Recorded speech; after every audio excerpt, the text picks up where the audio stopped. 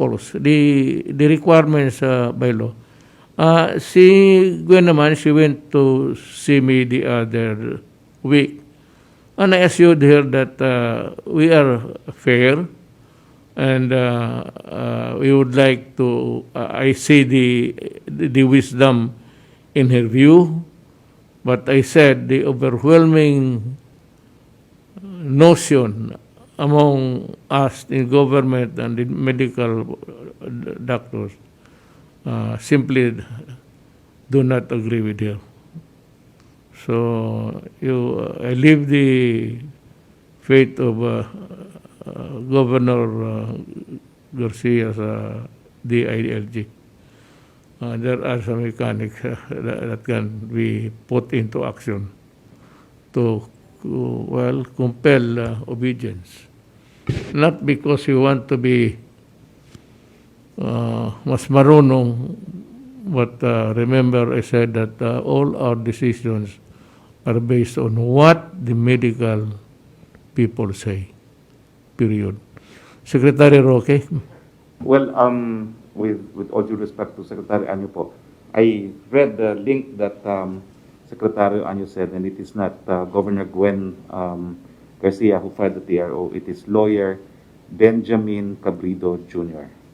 Just for accuracy po. But I assure you that we've also explained as much as we could to the good governor the scope of presidential powers on police power in protecting the health of the people remains paramount. Although it's an interesting legal question, but I think in the end, without second-guessing the court, it is important to highlight that one of the most important power, executive power, is the power to protect the public from a health risk. Thank you po. So the courts are put on notice that what we have here is a national emergency. That's why we came up with a proclamation declaring this pandemic is of a national interest. So, yung mga korte, hindi naman sa'yo, wag na lang ninyo ipalabas. Kasi magkakaroon tayo ng impasse. And I do not want to lock horns with the judiciary. I said, nirerespeto ko. But there are times that, may panahon na there is always a time that the courts can function normally and maybe grant injunctions and all. But this time, I said they are put on notice that hindi ako magpipigil. I will not obey the courts in the matter now of management the pandemic. I do not want anybody from any government agency or department messing up with a situation which is, I said, is being managed because it is very dangerous to the country. Hindi ako maniwala sa I advise the court. So wag na lang niyo ilabas. Pag may ilabas na diyan, talagang there will be a raucous. And I'll be forced. I will just say that I am here to protect the people. And for as long as I am guided by reason, that's what is factual, backed up by studies, then I will follow what the medical science would tell me. That is my answer.